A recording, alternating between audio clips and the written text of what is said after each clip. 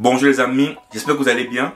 Emmanuel Macron, le président français, lors de la conférence des ambassadeurs et des ambassadrices en France, a fait une sortie tonitruante, a fait une sortie agaçante, a fait une sortie arrogante sur l'Afrique. Je vais clairement vous lister quelques mots que Emmanuel Macron a dit ici lors de la conférence. Il faut dire clairement que, comme d'habitude, il passe son temps à insulter l'Afrique.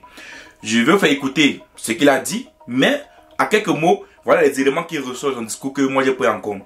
Il parle de l'ingratitude de l'Afrique, donc pour lui on est ingrat.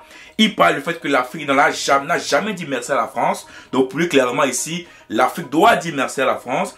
Il parle que la France doit se tourner vers d'autres pays africains davantage anglophones. Il parle des relations avec le Nigeria, avec le Kenya, avec l'Éthiopie, avec l'Afrique du Sud. Donc il est en train de dire clairement que la France va se retourner contre les pays africains francophones subsahariens et va davantage se rapprocher des pays anglophones. Donc pays anglophones, faites attention.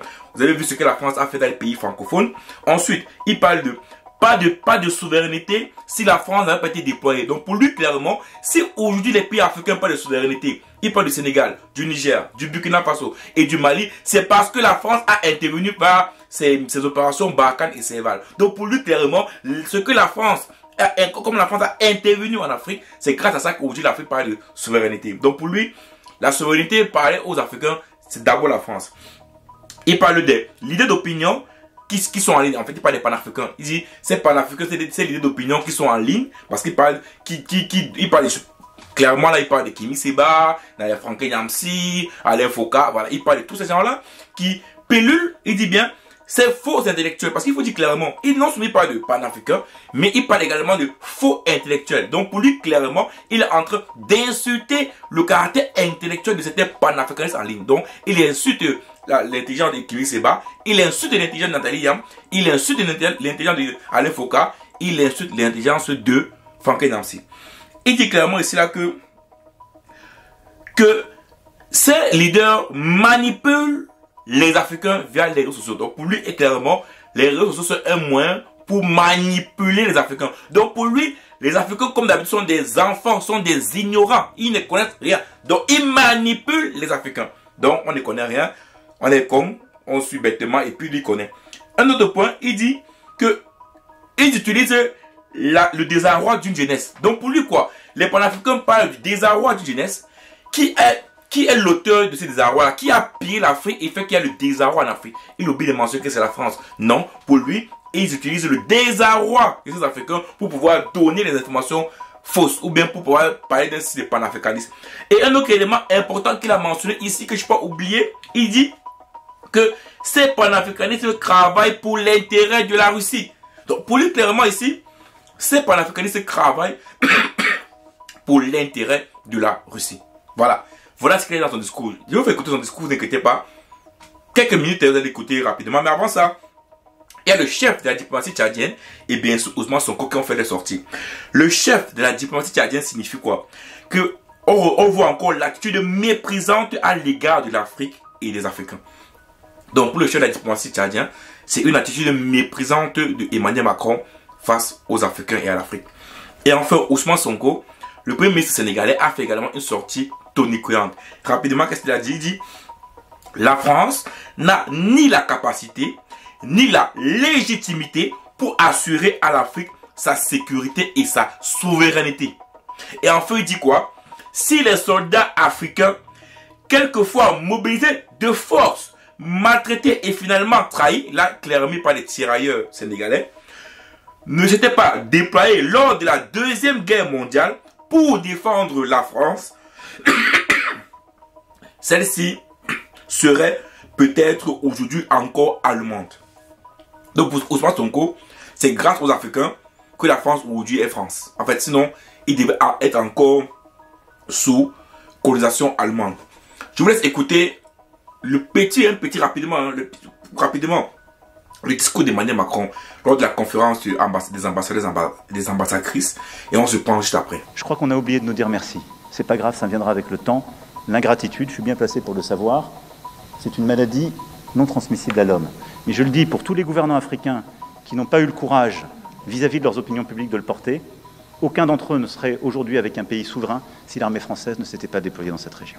Le dialogue avec l'Afrique ne peut pas être l'otage d'un panafricanisme de bonne loi contemporain qui utilise en quelque sorte un discours post-colonial en ayant d'ailleurs des soutiens de revers qui sont les impérialistes d'aujourd'hui. Et donc cette espèce de combination de faux intellectuels manipulant les réseaux sociaux, utilisant le désarroi d'une jeunesse et les intérêts de la Russie ou d'autres en Afrique, soyons lucides, mais n'y cédons pas. Et je le dis aussi parce que quand je lis toujours la presse, les lunettes françaises sont obsédées par l'Afrique francophone. Il faut regarder l'Afrique francophone avec fierté, on y a des intérêts, on y a des amitiés chères chez les dirigeants, dans la société civile et ailleurs. Mais enfin, on a bien fait de faire le premier grand voyage depuis 25 ans du Nigeria en France il y a quelques semaines. 25 ans. Ça n'est qu'un pays à 250 millions d'habitants. Bien fait d'aller faire la première visite au Kenya. Imaginez. On a bien fait de retourner pour la deuxième fois en Éthiopie, pays de plus de 100 millions d'habitants. D'avoir consolidé une stratégie énergétique et d'investissement avec l'Afrique du Sud. Nos lunettes sur l'Afrique ne sont plus les bonnes. Les amis, vous venez à l'instant d'écouter Emmanuel Macron. Je pense que en écoutant ces propos, on a l'impression que la France n'a apporté que bonheur à l'Afrique francophone subsaharienne. On a l'impression que la France n'a apporté que développement à l'Afrique francophone subsaharienne. Il demande, Emmanuel Macron demande aux Africains de dire merci à la France. Nous, Africains francophones, de dire merci à la France. Merci. Ça veut dire comment ce monsieur s'assoit, même pas s'assoit, se place devant les ambassadeurs, ambassadrices, et il dit, les pays africains doivent dire merci à la France. Merci de quoi? Moi, à un moment donné, je comprends pourquoi le peuple français, à un moment donné, n'aime pas ce monsieur.